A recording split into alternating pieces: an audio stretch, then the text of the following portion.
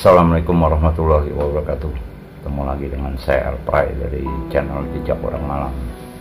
Bisa. Ada kalanya bahwa makhluk halus itu selalu berupaya untuk berkomunikasi,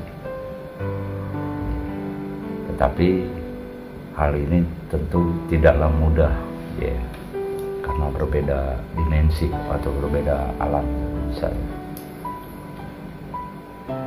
ketika mereka ingin memberitahu sesuatu atau mungkin peringatan tentang adanya bahaya di sekitar kita, dia berkata, tentu kita tidak bisa melihatnya. Sama juga ketika mereka menunjukkan sesuatu tempat, tentunya kita juga nggak tahu kan, misalnya. Maka dari itu kecenderungan mereka, makhluk halus itu pasti akan memberikan tanda-tanda. Saksikan terus ya videonya.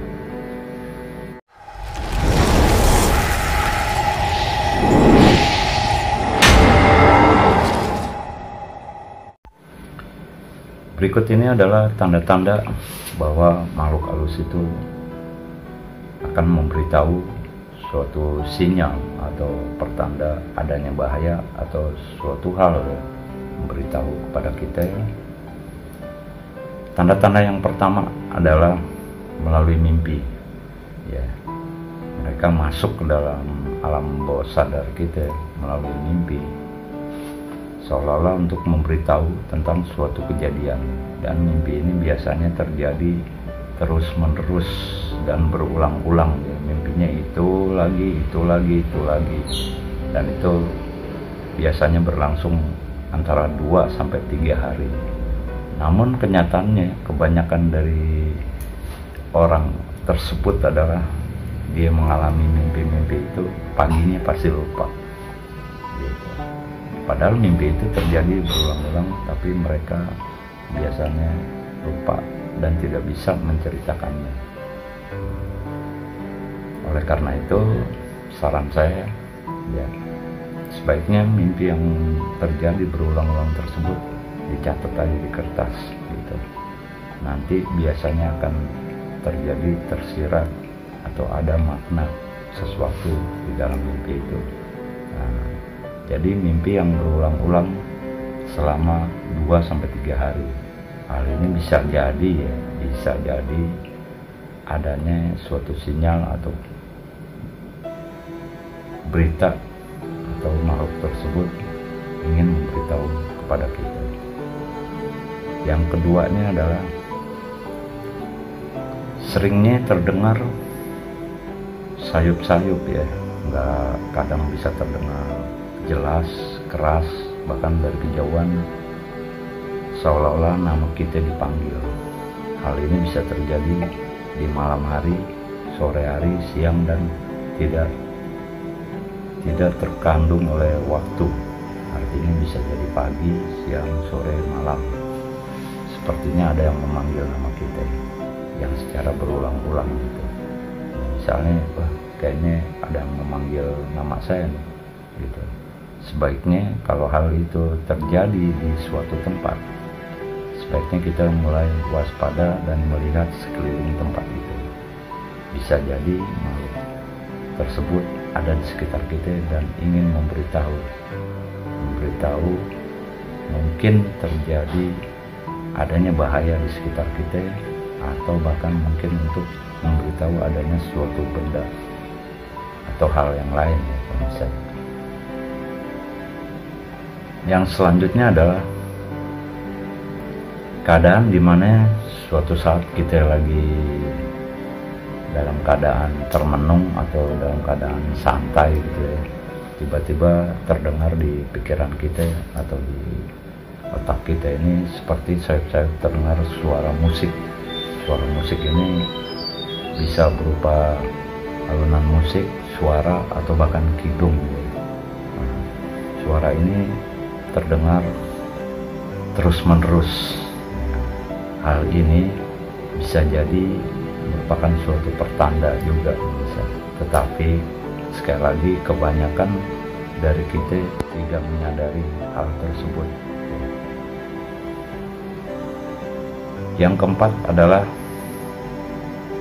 suatu keadaan di mana kita sedang santai juga, lagi relax, tiba-tiba mata kita ini, visual kita ini terfokus pada suatu titik atau cahaya, atau misalnya seperti ada jam dinding gitu, kita melihat kok angkanya nggak bergerak, angkanya di situ terus, kita fokus sama hurufnya, angka daripada jam tersebut ya.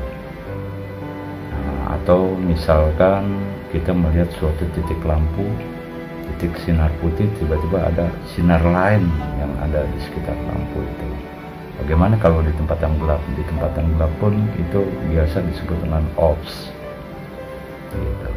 Jadi ada suatu sinar kelap-kelip atau titik putih, itu merupakan sinyal pertanda kehadiran atau suatu eksistensi dari keberadaan makhluk halus yang ada di sekitar tempat tersebut. Saya lanjut lagi pemirsa ya. Ini perhatiin di layar kamera saya ini lama-lama seperti mengecil. Saya juga nggak tahu nih ada apaan di sini. Tapi saya coba lagi nanti.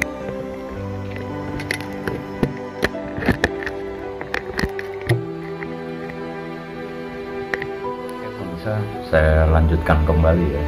Yang kelimanya adalah misalnya kita berada di suatu tempat ya, tempat misalnya di dalam ruangan, ini umumnya pada saat malam hari atau sore menjelang maghrib ya, kita lagi jalan kok tiba-tiba ada capung atau kupu-kupu yang seperti mengitari kita, mengikuti kita.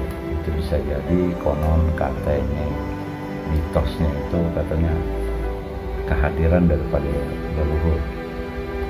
Sementara ada yang sebagian lagi berpendapat bahwa itu merupakan suatu realitas daripada keberadaan astral. Ya, hal ini tidak perlu dikhawatirkan, bisa kita menanggapinya dengan logika aja. Artinya keberadaan daripada capung dan kupu-kupu ini tentunya di tempat yang tidak semestinya ya. Karena kita tahu misalnya ruangan itu kosong, memang gak ada apa-apa, kita lagi jalan nyelusurin, kok tiba-tiba ada capung atau kupu-kupu. Nah, hal seperti itu tidak perlu dikhawatirkan gitu. Yang keenamnya adalah terkadang mungkin pemirsa sendiri pernah ngalamin adanya kuping yang berdenging atau berdengung ya. Ini suara di sini, baik di kiri atau di kanan. Itu merupakan suatu pancaran daripada gelombang energi atau apalah yang disebut ya. Tetapi ada sebagian orang berpendapat bahwa di sekitar situ ada suatu makhluk astral yang ingin memberitahu akan adanya suatu bahaya gitu.